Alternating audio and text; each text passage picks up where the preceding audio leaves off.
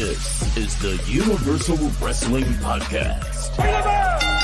Inside the ring, outside the ring, it's all here. We're talking about the greatest sport of all, professional wrestling. Come on! And now, here's Nick and Keith. Yeah. Welcome back to the Universal Wrestling Podcast. And if this is your first time, thank you for tuning in.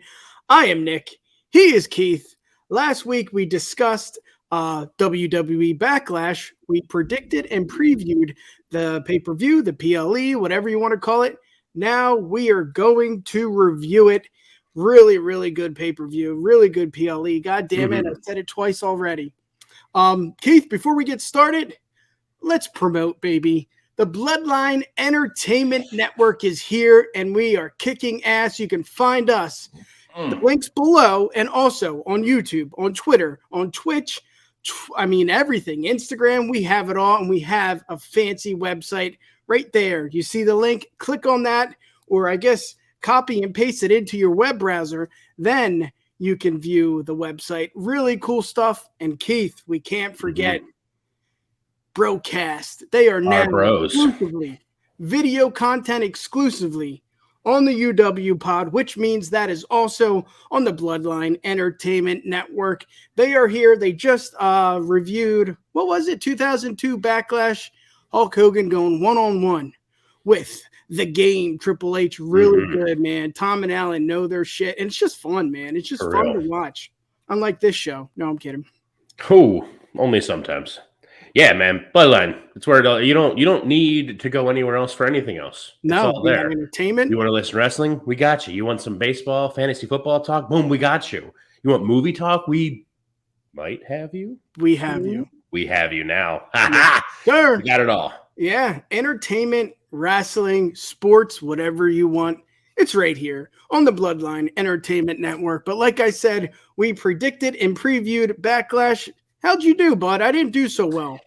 I did great. The only one I think I was off on was Sammy and KO and Riddle winning. Yeah, me too. But I remember when we did it, I even said in it it would make sense if the Bloodline ended up winning. But I think I was the only one I was wrong on. Yeah. Honestly, if I can go ahead and give the old pat on the back there. I was wrong with Brock and Cody, Damian, and Bad Bunny. Don't ask me why I picked Priest. And I think that's it. We'll get into that match. Shit was wild. Yeah. But let's get into it. Let's talk some Backlash.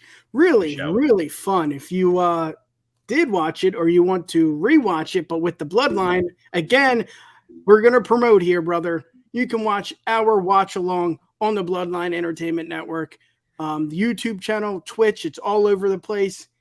We watched together. It was really fun. So go check that out. But let's get to it. Let's get to Backlash. And I guess in a nutshell, before we review each and every match, man, this was fun. This was fun. Not just because I was watching it with, the Bloodline members, but just because of the event, just because of what went into it. I mean, there was just so much promoting wise when it comes to Puerto Rico and Bad Bunny. We got to see Savio Vega. We got to see some legends. We'll get into that as well. But overall, man, one of my favorite PLEs of the year so far. I mean, I know it's only May, but still, this was really good. This is up there with WrestleMania. It was fun. It was fun to watch. It didn't feel like I was, working. I know sometimes when you watch a 3-hour Raw, like, oh my God, commercial break, is football on, baseball. But this, man, my eyes were glued. I had so much fun watching it. Totally agree with you. It was a great pay-per-view. The crowd, man, the crowd made it there.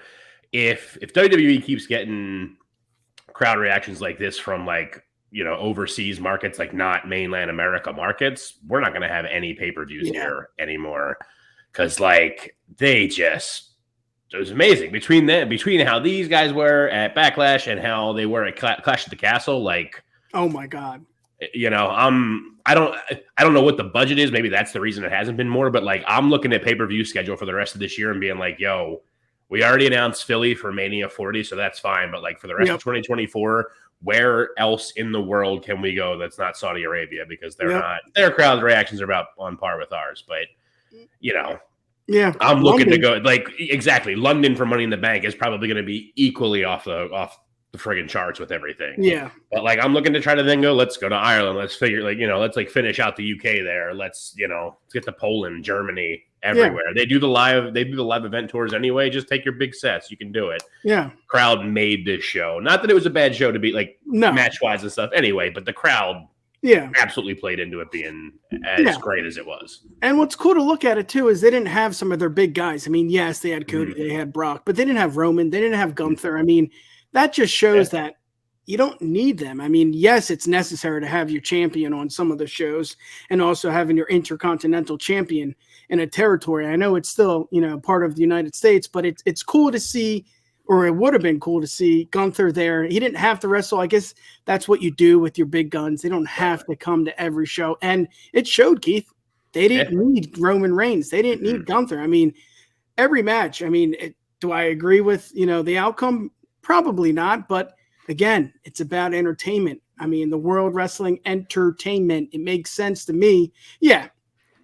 Go anywhere and everywhere. If it's London, if it's Europe, if it's with the broadcast boys down under, go there, man. I mean, I think they did that once or twice. I think maybe it was the Super Showdown.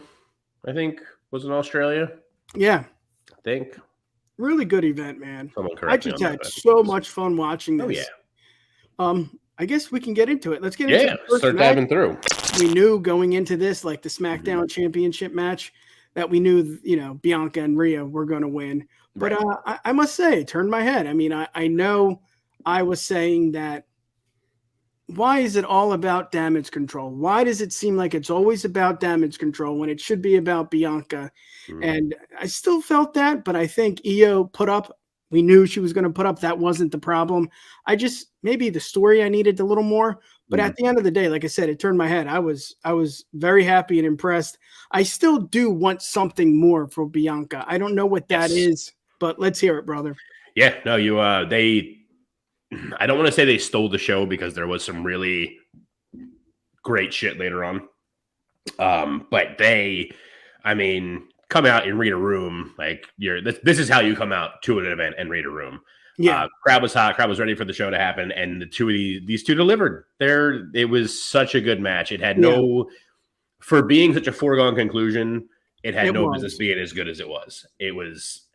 Bianca was definitely going to win, but it was really good seeing them both play the crowd because the crowd was definitely booing Bianca at points. Yes, I wanted to bring that up. And she did this really brilliant thing where she wasn't being a heel, but she just wasn't being as much of a face.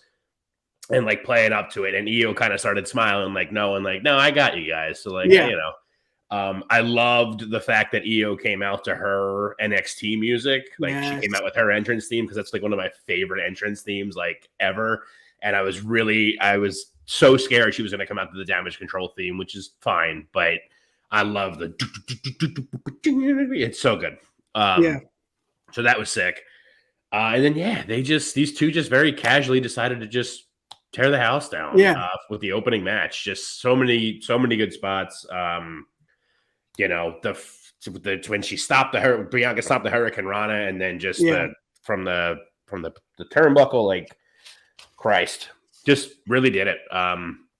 Again, it was awesome that they just played off what the crowd was doing, just adapted how they needed to. It was always going to be Bianca, but still a great match. And like you said, I'm right there with you. I've been saying it. Bianca needs to turn heel. Just turn her heel. Give me something more out of her because I'm kind of over just the smile and skipping babyface. And I know we compare her to John Cena a lot, but again, a big PLE and she gets the boos. I mean, how can you not see that, they're similar in that way? It's so hard because you want John Cena to be a heel. And so, with Bianca, you want to see it. You want to see something different. I've been asking for it for a long time. Obviously, you have too. Do we look into that? Does Trips maybe look at that and say, she was booed? I mean, I know IYO isn't. Right. It's I don't know that this is a situation that you look at it we need to make IYO a face and we need to turn Bianca heel. IYO's still a great heel. IYO, I feel like I became a lot more interested in Io as a performer in general and stuff in NXT. Yeah, the dark when presence. she went heel, exactly. Like when she started using that cool ass entrance music and all. But it was like for this is what I'm saying is it wasn't like a neutral site, somewhere in Michigan, somewhere in Florida or something. It was Puerto Rico. It was a different territory. It was still part of the United States, but to have Bianca, get those boos, there's something there, man. I don't know. I don't know what it is. I know Io has a past with, Puerto Rico. I get that. But still, this is the WWE. This is different. I'm talking about just that. If we got to pinpoint it, it may be because of, Io's past, but I think it's something different. I think the fans are saying what we've been saying. I don't know, but I don't want to say something needs to happen because I don't think so. I think Bianca could be a face her entire career. I think it might be something. I think the fans want to see something different. I don't know if they were just hyped and they said, you know what, boo this woman. I don't know what it is, but I think that's something important to look into. I don't know what it means, Keith. I don't. Definitely. Yeah. I'm quick to pull the trigger on heel turn because I just want to see that. But I'm with you. I don't know that it needs to be that, but she needs, I don't know. I think I'm quick to jump on that because it's like the easiest way to do it. Because I've said anytime I bring it up, I say the same thing that like a heel turn for her doesn't involve much. Her character is very easily lendable to heel tendencies. Her whole thing is I'm the EST, I'm the fastest, I'm the strongest, I'm the everything. That's heel stuff. She's just a babyface, which is fine, and it worked out really well for a while here. And maybe it's just like I don't know, maybe it's something where like I feel like there's not enough like good like heel women's characters for her to play off of being the face besides like Bayley, but kind of getting tired of her and the damage control and Bayley and all and just feuding because it feels like it's been forever. So like switch it up. I'm not saying that again, that doesn't mean I want Io and damage control or any of them to go face necessarily either. Cause like, let's be honest, face Dakota Kai kind of sucked at NXT too, but like, she's a great wrestler, but like her character was stupid as a face. Like because she got better when she went heel. Like they're not necessarily having to flip them, but just, I'm like sitting here even just trying to think as I'm saying it, like women's roster heels. I mean, Bayley, Trish now, who's already locked into something. Ronda, Shayna, but she's associated with Ronda now, so like, okay. But still, the point being, there's a lot of other women we're not talking about here, and very few of them are heels. I mean, Rhea, I guess, is, but like, she's a heel like the NWO was heels. Like, we love her. She's the best. So, but well, let's get to the next match. Omos going one-on-one with Seth Rollins. It was an okay match. Again, it was more about the crowd. It was more about hanging out with the Bloodline members, watching the watch along. It wasn't a great match. Yes, there were good spots. Yes, there were good spots, but it is what it is. It was just a match. Maybe it was a favor that Seth had to do before becoming the champion. I don't know. I want to say Omos looked good, but that was because of Seth. Exactly. So I don't know. I mean, yes, he's a big boy. Yes, he's slow, methodic, but that's just the characteristics. He needs to do more work, and I think there's more work in the plan for Omos going one-on-one with Brock and then Seth. I feel like they want something from Omos. Right. I feel like they see something in Omos. For me, it was cool to see the curb stomp a few times to put him down. I like that. I thought it was just an okay match. Yep. Seth looks good. I mean, what else can you say? I mean, that's why he's just won on Monday night, one-on-one with Balor. We'll get to that. I really have nothing much to say about this match other than it was just a decent match. And Omos, maybe he's getting a little better, but he does have competitors that are, Hall of Famers.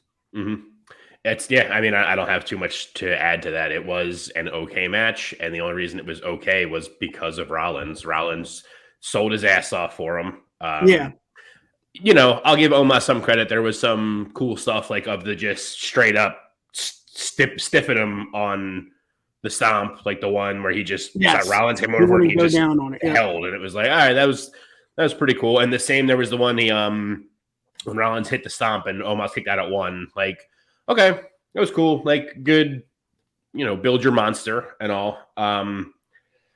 I think it's, I say it like every time he comes up. Like I made no secret about it. Like I'm not the biggest fan of Omos, and it's the clunkiness, and it's just like I think it's more like I thought about it a lot this week. Like I think it's like more his selling point. I get he's really tall, and it's hard to compare like the super tallness of that to any other wrestler or any kind of stuff. But like just in terms of like that old Vince McMahon mentality of like big beefy men better than anything else, of your Hogan's, your Ultimate Warriors, these guys that maybe aren't the most impressive things in the ring and whatever, but they're big and they're these larger than life things. First, like that was in the 80s, dog. That was 40 years ago. So like not as interested in that like too much anymore. But on the flip side of that, thinking in that same stuff, man, we went to MLW a couple months ago. Look at Jacob Fatu.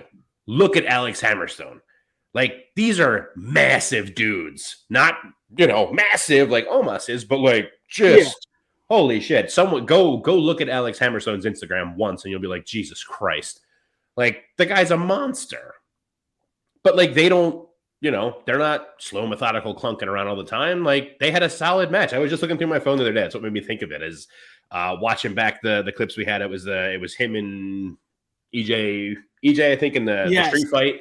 Yeah, I got the shot like right in front of us when he just got wailed with the friggin' kendo stick. Like, it was a great match. They moved. They're big dudes, and they moved quick and everything. And it's like I understand he's tall. It's probably hard for him because it's probably something he's got going on joint wise, like Andre did, and that's understandable. But like, it's not the 80s for me anymore, man. That stuff doesn't really cut it for me. And I read someone saying that like this is the best Omos has looked in a match, but it's like, because he had Rollins. And before this one, I said the best match he had was when it was him and Styles versus the New Day for the tag titles, and it was because of the three really quick guys surrounding him and selling their asses off for him. Yeah, and it's the same thing here. It's fine, but it would have been a bad match, but instead it's like fine because Rollins was in there to make it look good. Exactly. So, that's that. I think we can agree on that one. It was just an okay match. Seth looked like $1 million. Omos looked good because of Seth. I'm for it. If they're going to do more with Omos, I'll watch it, but I'm not going to, I don't know. It's not my cup of tea. And that, that's it. That's it. It's not my cup of tea. It might be others, they may really like that slow, methodic, giant style 80s like you brought up. I mean, it is 2023. It is a little different. Our likes, our tastes, they are different. But again, great match for Seth. I think Seth is obviously we'll get to that when we talk about the tournament here. But let's get to the next match. United States Championship match. Austin Theory, your champion. Triple threat match. Bobby Lashley and Bronson Reed. Really good match. I enjoyed Bronson Reed a lot more than I enjoyed Austin Theory and Bobby Lashley. I'm seeing it, man. He is a star. He is right up there. Obviously not world championship material, but United States Intercontinental mid-level, mid-carder guy. I love it, man. I love his decision to leave New Japan. He got a lot of hate for that.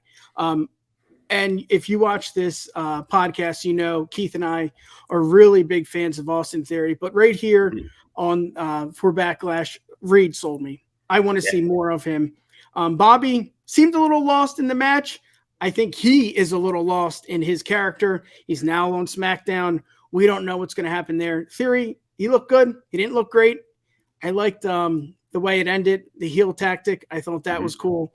But Reed sold me, man. Bronson Reed is the real deal. I don't care what anyone says. I love his decision to leave New Japan and come here. Smart. And this match was great. It was just an entertaining match. Again, it wasn't the match that stole the night. I thought it was going to be. Obviously, Bad Bunny was there. Obviously, Bad Bunny stole the night with Priest. Just good match, man. Just a good match. Let's hear it, buddy. What do you got? Yeah, I feel like when we do our predictions, I got to stop saying that about like triple threats that I'm really excited about. Like, well, this one's going to steal the show. I mean, I said that about Gunther, Sheamus, and Drew, and obviously that did. That was meat on meat amazingness.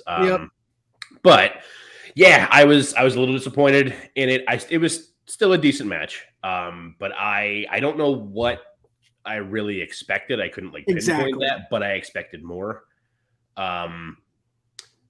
I like the way it ended. I like the ending. I think the ending works perfectly. The ending helps protect the other two while keeping the title on Theory. Yes. Because I didn't think, I had said in the predictions, I didn't think this wasn't the time for Theory to lose it here. No. Especially, no, it wasn't the time for him to lose it here anyway. So it did a good job in having him retain, but keeping keeping Bobby look strong to some extent, and helping make Bronson, like you said. I mean, oh my God, I'm so happy that these two are back to back, because like I just went off on my little tirade about how like Omos, bigger dudes, they need to be more agile and stuff, and then bam, there it is in the next match. Bronson Reed's like over 400, just about 400 pounds. He's a big boy. He's a big boy, and you have no idea. The guy is just so quick. I said in past ones talking about him, he reminds me so much of Bam Bam Bigelow. Him going for the moonsault in this match, that's Bam Bam, baby. To a T, that's Bam Bam Bigelow. He's awesome. I expect the world for him. He did get a lot of flack for leaving New Japan, but he knew he was coming back to. Papa Paul loves him, so he's only going to do right by him. I could honestly see him eventually having a world title run. Way down the line. We got to sort all this bloodline, Cody, everything out first, and get some new things established here, and not have a 3-4 year champion. Get back to the norm of a couple month reigns and go from there. But I could see it happening still for him. But like I said, I mean, not too much else to say really on it. It was a good match. It just, I wanted more out of it. I'm kind of lost on what they're doing with Bobby too. I'm imagining they're kind of just like spinning wheels with him for right now to get him to go after Roman next, which is fine with me. But do you really want to see that? I mean, I do, but we know he's going to lose. Exactly. Yeah.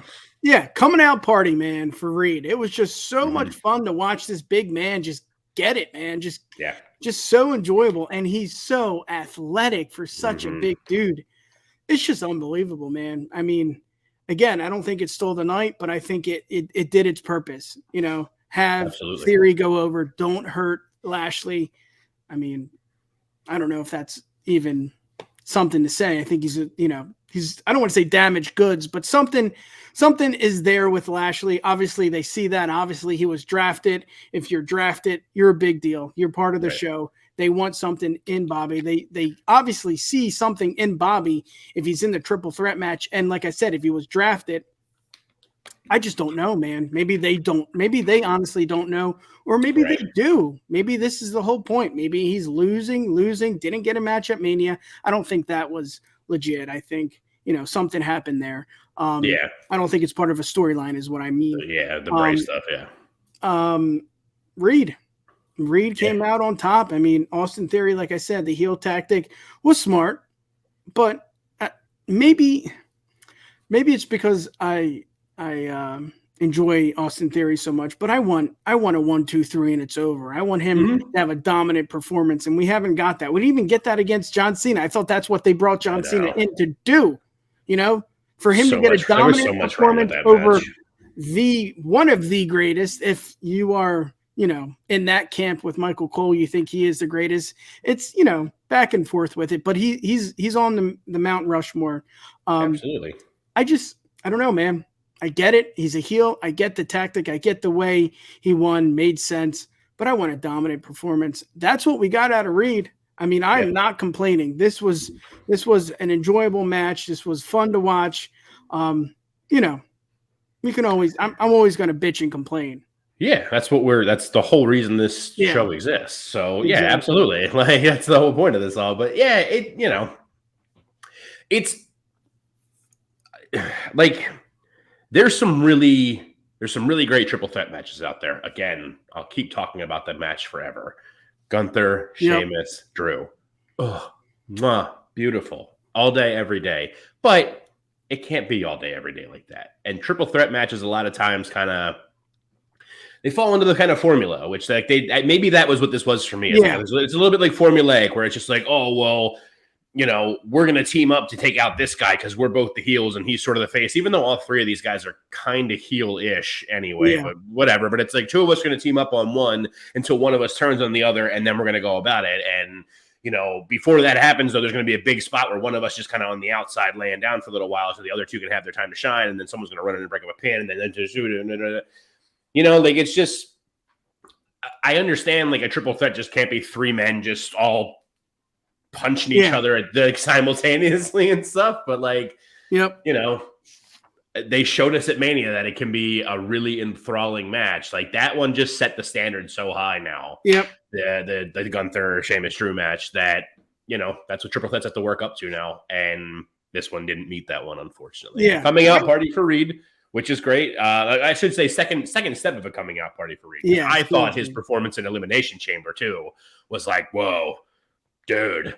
It took the other five guys hitting their finishers on him to get him to pin him out. And it was like, okay, cool. He went on early. That's fine. But it took five dudes to get him down. Yeah. Understood. You know what? I will say, I think all three played their parts very well. Mm-hmm. It didn't have to be a great match. I think maybe it was more about the story.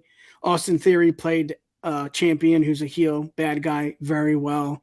Reed, big athletic guy, played that role very well. And Lashley, we know what we get from Lashley, strength. I mean, just, that's it. That's what you get.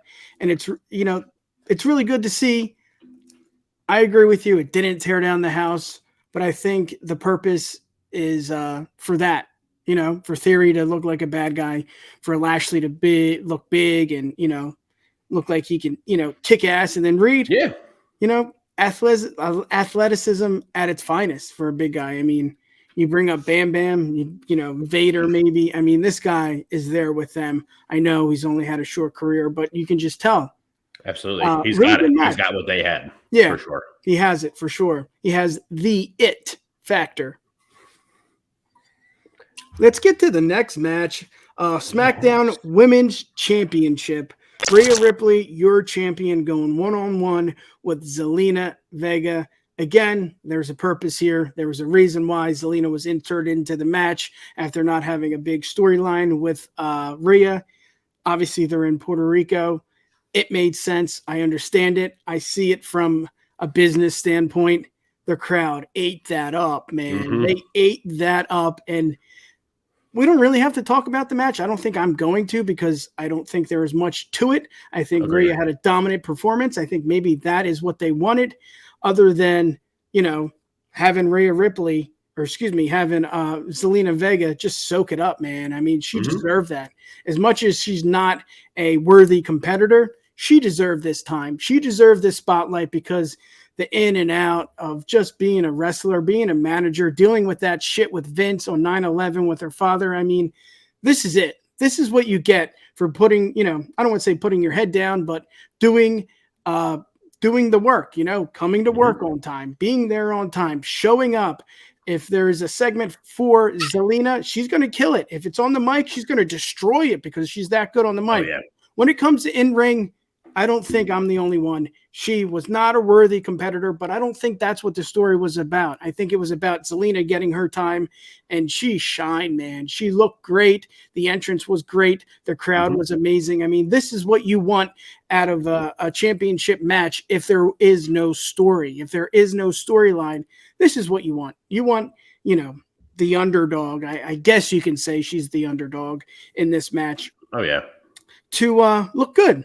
I mean, she got squashed, but she looked good. Rhea just showed up, did her thing. Again, I don't think this is, maybe this wasn't part of the year-long story with Rhea becoming champion and all that. I think, WrestleMania was that spotlight. This was just, I don't want to say a bump, but this was just another path, another journey for Rhea to show who she is. And again, she looked like $1 million. I'm not going to get into the match, because the match was just blah, but this was, I don't want to say a performance of a lifetime for Vega, but this was a spot. This was her time, and she showed up. She's not great, but she showed up. She really did. Let's hear it. Shut me up. No, I don't have too much to add to what you said. I mean, that's exactly what it was. This match was just to give Zelina some flowers for all the, the shit she shoveled down and stuff. But the real point of it was to give Rhea a dominant win to really help establish her. And I'm glad that it went that way. Because I definitely had worries that it was going to be,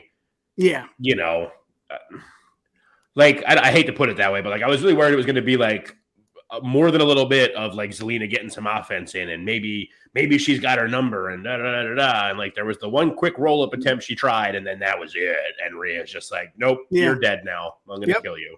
See you. She did.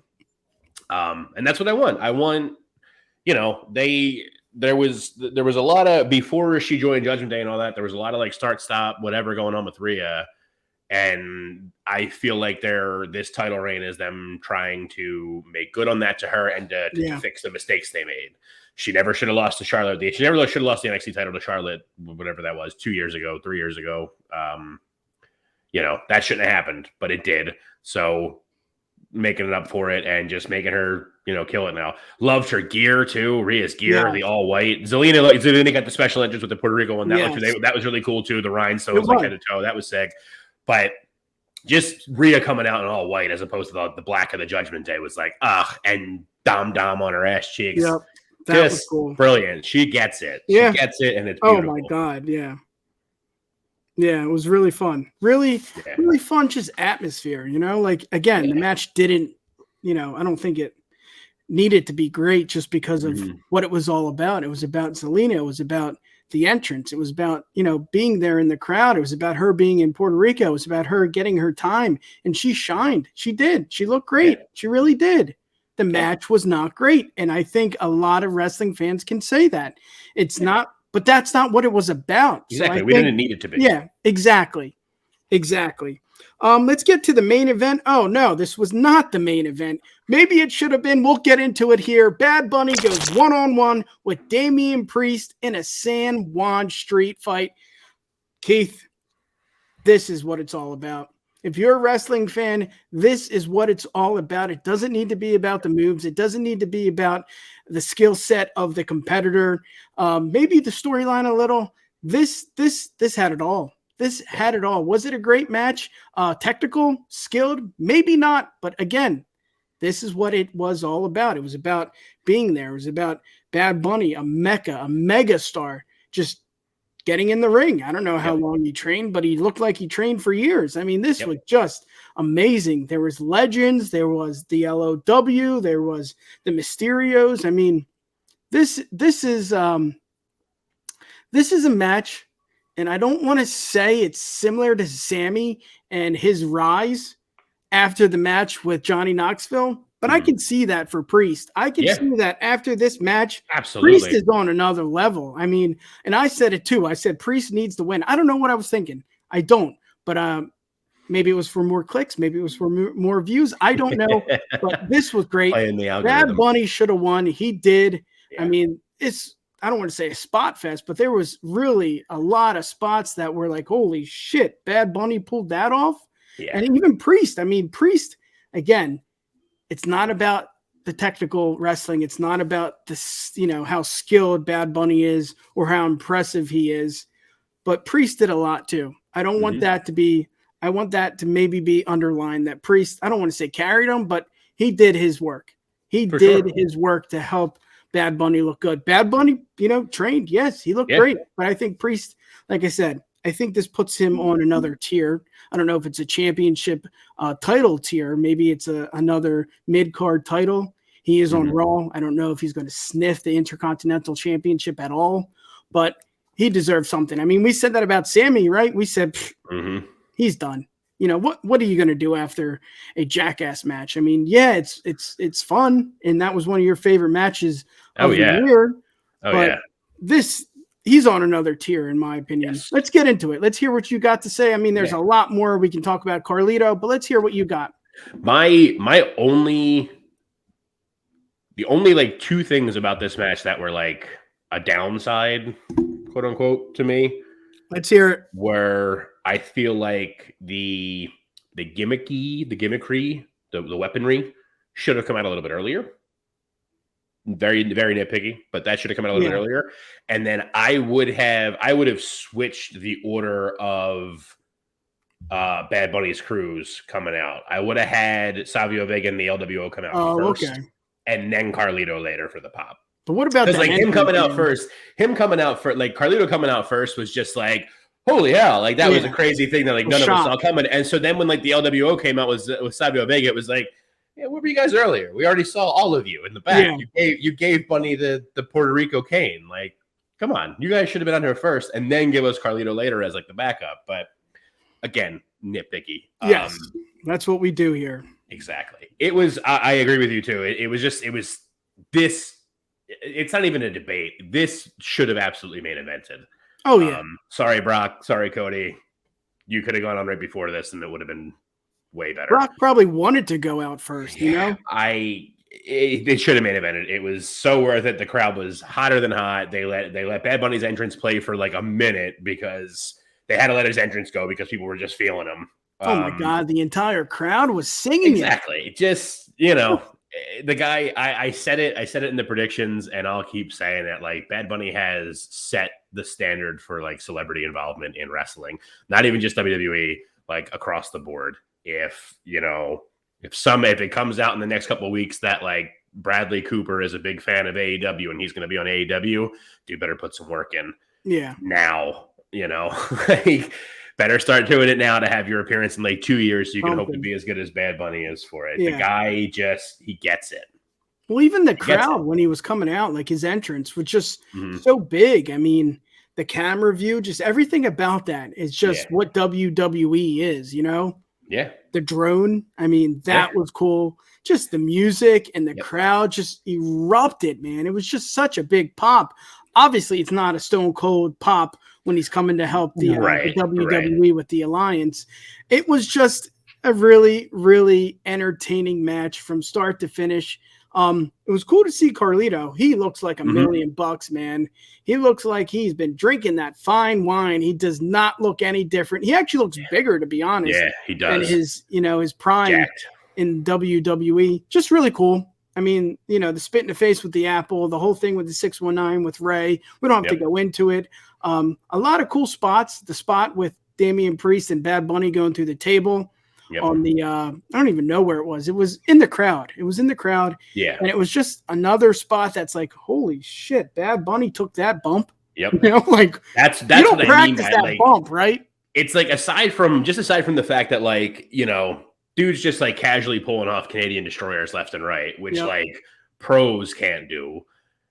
Like dudes that have been training for forever, like they're not into doing it or they can't do it or whatever. So like not only from that level of it with stuff, but just like having no fear about just being like, I'll take a table to the floor bump for sure. Exactly. You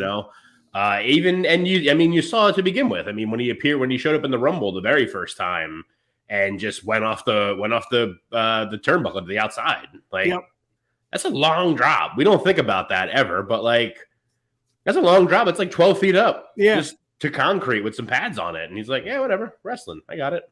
You know what's cool about wrestling too? It doesn't have to be a technical match. You don't have to see Bryan Danielson in his prime going one-on-one with, an Eddie Guerrero or somebody like that. That's really cool. That's something that's a dream match. 2 technical based wrestlers. That is cool. But this is 2023. And I don't know. Yeah, I always talk about I prefer the storyline and I prefer that over, a good wrestling match. This was it, man. This was it. I don't know if it's, times are changing, like Bob Dylan says. I don't know if that's it, but this is my kind of wrestling. I don't need the crossface, the bumps.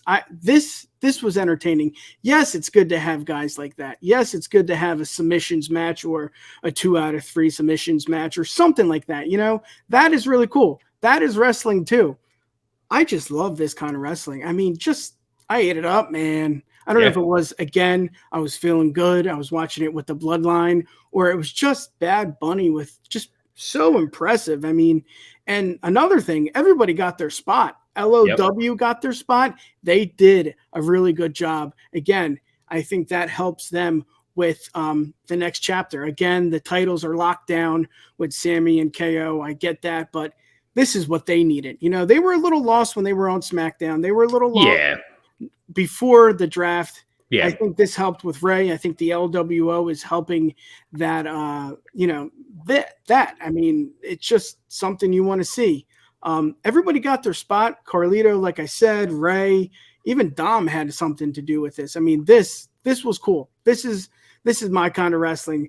Yeah. Again, yes, I love the technical based wrestling, but this is it, man. This is what I come to see, and this is what we got out of Backlash. This is, again, it should have been the main event.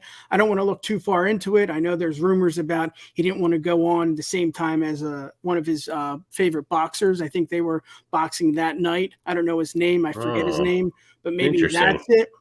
I was not aware of that. Corello, something like that. I don't know his name.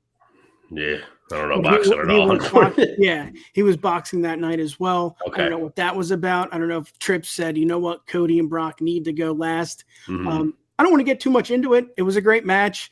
Should it main event it? Yeah, I think Trips knows that too. And I think wrestling fans that are passionate, that have podcasts, know that too. But, you know, it is what it is. You know, what can you do? Exactly. Yeah. No, I do think it should have main evented, but I mean, honestly, I'm just glad that it was on the show, and I'm glad that it got. I'm glad that it got time, because this would have been a really easy one for them to have just been like, well, we gotta make sure we take care of him and take care of this and da da da da. So like, you know, San Juan street fight, but like 10 minutes. Like, okay, yeah. So yeah, great match, should have main evented, but it is what it is. Yep. Let's get to the next match, Keith. It was Matt Riddle, Kevin Owens, and Sami Zayn going one-on-one with the Bloodline, Solo, Jimmy, and Jey Uso. A match I didn't think was going to be good. I just thought, you know, let's throw these guys together and let's continue the storyline. I really enjoyed it. I don't want to say it stole the show, but it was just, it had everything. It had Riddle's spot. It had Sammy and KO still, you know, are they on the same page? Jay and Jimmy and Solo, again, are they on the same page? So it was really interesting. The Bloodline did win this. We did not predict that, but we did say, I know you did say that, you know, this, you could see this happen. It did happen. And again, it made sense. It made sense to me to have the Bloodline, the Bloodline win here. I did change my picks. Keith, you probably didn't see this, but I was on WrestleBread. That is right here on the Bloodline Entertainment Network. I went on WrestleBread with JD, and I said, you know, the Bloodline needs to win here. And I thought this is what they need to bring the Roman, you know? Yeah. This is what they needed to bring the Roman. Hey, we won. But it wasn't like that. Solo, you know, did what he needed to do and got the job done. So maybe it's still, you know, two components that just, they're not sticking. They're not there. And I think that's still what we have here, but they won the match. We'll see Roman Reigns on Friday. He will appear on Friday Night SmackDown. Let's get to it, man. What did you think? Yeah, it was a good match. Like you said, I don't think it sold the show. Bad Bunny and Priest did. It was going to be, and I think there was a part of me that was just like, because of how good that match was, like with this having to follow that, it was almost like, wind taken out of the sails a little bit. It was still good though. Everybody got their shit in. Everybody, you know, did the things they needed to do. A lot of story advanced here. Like you had said, like we did say in the predictions, like it makes sense. The Bloodline went into, you know, now they had that to bring back to Roman, but now there is also like the whole wrinkle of like what's going on with Solo. Solo almost spiked Jay, and then almost spiked Jimmy. Like, what's happening there? What's going on with all that? You know, is Roman gonna? You know, is it something where like Solo, like Roman's been talking to Solo to be his like new right-hand man, and Solo's getting like a big head about it, so he's trying to keep the other two in line without Roman even saying it. So now, like when we see Roman on Friday, Roman might be like, "What are any of you doing?" Exactly. Like none of you get it that it's me. Yeah, it's all about me. It always has been all about me, and you just all fall in the line. So like. Awesome story stuff. I think you have something there. I think you have something there with Solo. Like maybe his head's getting a little too big. Right. Seriously. I think that could be. I think that could be another cool wrinkle in the Bloodline storyline. I think the biggest, my biggest thing though is like, not just because I wanted to have a clean sweep of my predictions with everything. I still feel like the faces should have won because like you could have done all that we just talked about there, like that. You know, they have something to take to Roman now. Maybe Solo's getting too big of a head. All that kind of stuff. Like all of that is still accomplished if they win. Like you can still have Solo almost spike both the boys. Like you can have that infighting all still happen and still have KO and Sammy win. Just because, like, you know, I don't know if it's like they're trying to build it up to show that they're going to take the belts off of Sammy and KO like relatively soon, because that's the rumor going around, because Sammy like straight up can't go to Saudi Arabia and KO doesn't go because of that. I don't know if that's going to happen. I mean, if Cody can't win at Mania, I don't think Sammy and KO are going to lose their titles. It just, you know, I don't know. It's tough because I don't know how. I guess it's a rumor going around because they're doing Night of Champions in Saudi Arabia, and that's usually Night of Champions is supposed to be all the belts are on the line, but they're not gonna be, unless they take them off of Sammy and KO, which would be a really shitty reason to do so. But absolutely, they got to do what they got to do. I think, it was cool to see them all get their stuff in, you know. I mean, it would have been nice for like Riddle to have a pay-per-view win coming back after everything, but some of the best hot tag I've seen in a while. Yeah. Just good. Phenomenal. No botches, no mistakes. He's just nonsense going on outside of the ring, but like when he's in there, the guy's great. Just maybe change the gear. I don't know. You like the undies? A little looser, maybe. I think what the big moment here, and I think we'll hear something on Friday. Obviously, we're recording this before Friday. But I think, you know, the spike to Jay, almost hitting Jay, I think that's a big holy shit moment. I think Roman's going to bring that up. I mean, how can you not bring that up? How can you not say this almost happened? Or vice versa. He might say, he did a great job. You know, maybe Roman is on Solo's side because he, you know, basically won the match for the Bloodline. But that's interesting. This storyline isn't what it was a year ago. Yeah. But it's still intriguing. It's still fun to watch because you don't know what's going to happen. Right. And I think that's the best thing about wrestling. You know, we've been watching it for years. We know when a match is going to end. We know when they're going to load up for their, you know, they're getting ready for the finisher. We know when matches are going to end. We know when commercial breaks are going to be taken. We know that because we watch so much wrestling. But here, the unknown is just something special, Keith. I mean, again, absolutely. This isn't like it was last year, but this is still intriguing. What happened to Jimmy? Why, you know, what happened with Jay? I mean, even Solo, why is he the main guy? I don't understand. Jimmy and, you know, Jay was the right-hand man. There's just so many what ifs. And that's, again, it's not as great as it was last year, but it's still, you know, at the end of the match, you're like, okay, trying to connect the dots here. Yeah. But you can't. Exactly. And I guess we'll see what happens on Friday, but Roman is back. What do you think? Any last words on this match? No, not really. I mean, that was kind of all of it. Like I said, I mean, it was good. I like where the storyline is progressing with everything and all. I do think it all could have done the same progression, though, with the faces still winning. And I think it would have meant more for them to win. Because, like, I mean, as far as that's interesting. As far as, like, because, like, as far as, like, you know, the Bloodline winning, we get the piece that we were talking about, you know, now the Usos can go back and, like, hey, we did this, you know? If they lose, though, now they got to go face Roman having lost twice. With Solo losing, too. With Solo losing with them. With the infighting and everything. That could have been a whole, like, new wrinkle with all their stuff. And on top of that, this was the first pay-per-view, I mean, since Mania. This is their first, this was KO and Sammy's first, like, big defense of the titles. I mean, not defense of the titles because the titles were on the line, but it's like together. Their first big match as like the title holders, and they lost. Like, that sucks. That's really dumb. I mean, I get it, you know. I don't really get it. It sucks. Like they should have won, but you know, I want those two to win all the time anyway. So, and like we did say, like I said earlier, We're wrestling fans. We know commercial breaks. We know when they're, when it's going to be a pinfall. And I think we all knew, if you watch wrestling, that Riddle was going to take the pin. And that's what happened. For sure. So I understand. Yeah. Maybe KO and Sammy and Riddle do win. I don't know why there is still that issue between KO and Sammy. Are we on the same page? Do we believe in each other? Are we, look what we did at WrestleMania. I don't know. I don't know if that's something Trips has something planned. They did insert Riddle. Maybe that's something to help that team. But I'm intrigued. I'm very interested to see what Roman has to say on Friday. Yes, very much so. But I think we can say for this match, as much as I think it was one of my favorite matches, this should have went on before Bad Bunny and Priest. I think we can understand the reason why Bad Bunny and Priest should have main evented. This was just, I don't want to say an afterthought, but I didn't lose my focus, but it was just Riddle was going to get pinned. We knew that. Yep.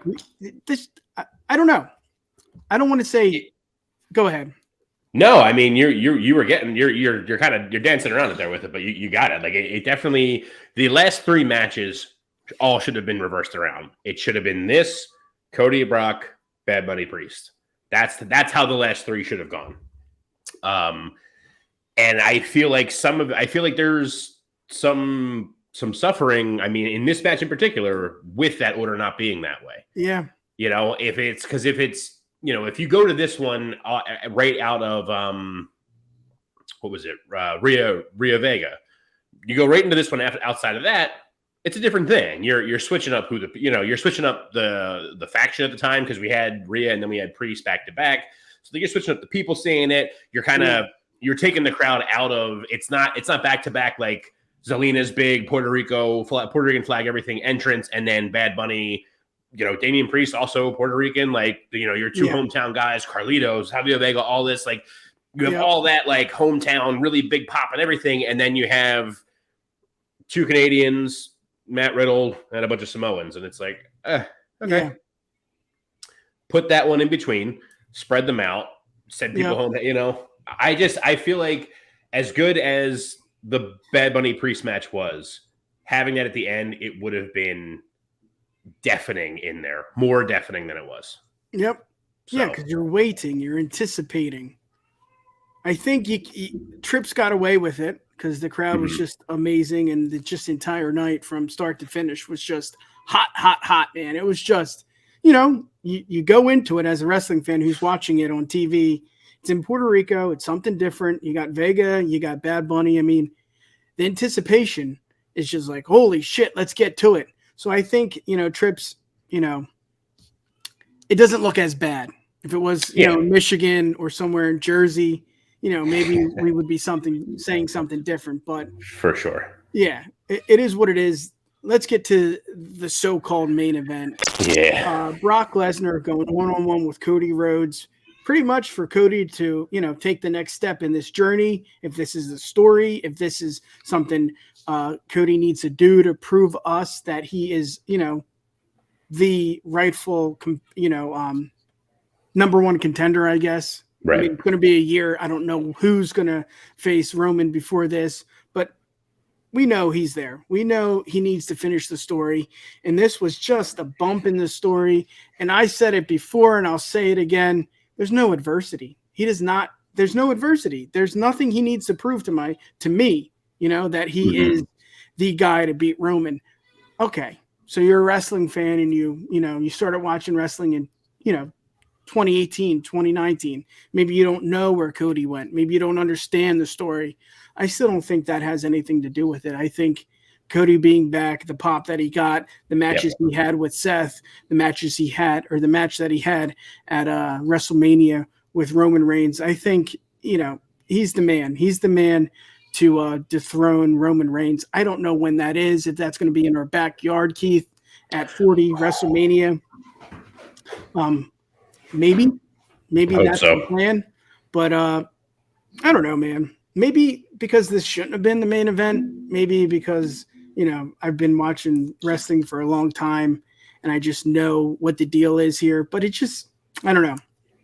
It was very, very aggressive. It was very, you know, when you look at a main event, this is what a main event gives you. It gives you it gives you the blood. It gives you the story with Cody. It gives you Brock, who doesn't give a rat's ass about anyone. He just wants to get paid and kick ass.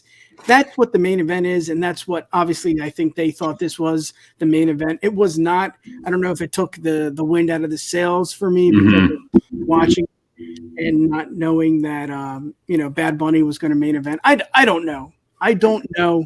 I just know that it was okay. It was just okay. That's the most accurate way you can put it. Is it needed to be good, and it was just okay. It could have been great. Well, yeah, it's like the Jericho talking about Hogan and Rock. I don't want to compare situations. That's not even comparable. But I don't know. I don't know, man. I don't know. Let's hear it. It just didn't like. It could have been great. Like we were talking leading into this and everything. I had said before, if not even just in the predictions, just in the past and different things, talking about Brock. Brock tends to have his best matches against like smaller dudes. Now Cody's not exactly small, but he's on the smaller end of things. Like I'm going to be way more on paper before going back 6 months. If you would put on paper Brock Lesnar versus Cody Rhodes and Brock Lesnar versus Omos, I'd have been like, no, I want to see Brock Lesnar versus Cody Rhodes. Even if you went back before moving besides Omos, because I'm not, really feeling him much. Even if it was maybe Brock and I'm trying to think of like another big dude, like Brock and Big Show, whatever. You know what I mean? Like just him and a smaller dude is always better.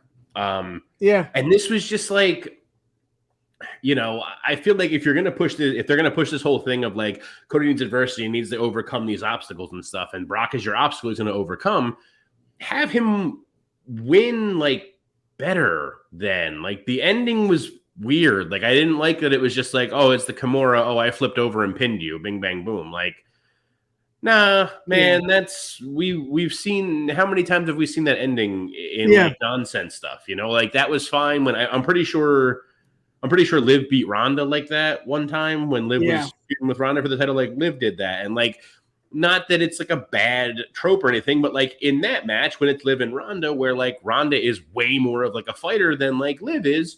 Yeah, that makes sense. It's believable. That works there. Yeah. This is like, dude, you're Cody Rhodes. You're finishing the story. You were supposed to beat Roman, and according to everybody, you had these, you came out with the friggin' your tit black and blue and fought in Hell in a Cell and had this banger with Seth, and you beat him, and like you beat Brock because he's bleeding and you flipped over. Like, no, man, like, give me something. I know it never would have happened, but like, Brock was bleeding buckets in this match, which was great and helped like a main event feel with it. But like, dude was bleeding buckets. Like, all right, cool. Have Cody put the figure 4 on him and have Brock pass out. Cody wins. Like, that's so much better. Then it's Brock doesn't look like a fool because he got flipped over in his own hold and pinned. He passes out. He never actually taps or submits or anything. He just passes out because he's been bleeding like a monster and he's stuck in a submission hold. And Cody gets a dominant looking win. He beat Brock Lesnar by submission, technically. Like, that instantly makes the whole thing better. Yes. For me, though, like as it stood, it was kind of just like Cody dove on him before he even got in the ring, and then it all just kind of went downhill from there. Like that he hit, and I was like, dude, here we go. This is going to be solid. And then it was just like, like it never clicked into the next gear. Yeah. Well, I think you have something there too with the way it ended. I mean, main event matches, it's usually ending in shenanigans or it's a decisive win.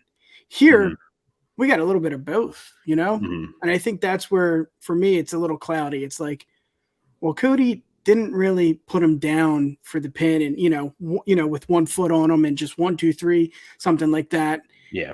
It was a little cloudy because like it should be a decisive win or there should be shenanigans. Right. There's a little bit of both. I think that's why it didn't click. And maybe it's just because I'm so tired of Cody trying to prove shit. I mean, I get it. I understand. It's a storyline. They need a year. They need a year to build to WrestleMania 40 if that is true. You know, if they're going to go one-on-one again at this year's WrestleMania. I don't know. Yeah. It was an ass-kicking match. I mean, Brock did what he needed to do. They worked for it. It was just, I think it was just the combination of a weird finish and like how good the San Juan Street fight was and everything like coming before that. And it was just like they had a bar to step up to. We are the bar. The bar. You know, they had the bar to step up to, but they didn't. I mean, they didn't reach that bar. It was set up there and they didn't get to grab it. That brass ring. The brass ring, exactly. Yeah. That's the show today. Really good PLE. It was really fun to watch. Maybe the matches weren't great, but just the environment, the crowd, everything about that, Vega's entrance, Bad Bunny's performance, even Priest's performance was just really fun to watch. Thank you for tuning in. Again, you can find us on the Bloodline Entertainment Network. That is right there. Check out the links below. Go check out our fancy website. We're on YouTube. We're on Twitch. We're on every social media platform. And don't forget about your boys from Down Under Broadcast, officially on the YouTube channel for the UW Pod. Yes, that's right. They have 2 episodes here, 2 awesome watch-alongs. Go check that out, as well as the Bloodline Entertainment Network. They are on the Bloodline Entertainment Network. But for us, you can find us on Twitter at the UW Pod and Instagram at UW Podcast. Peace!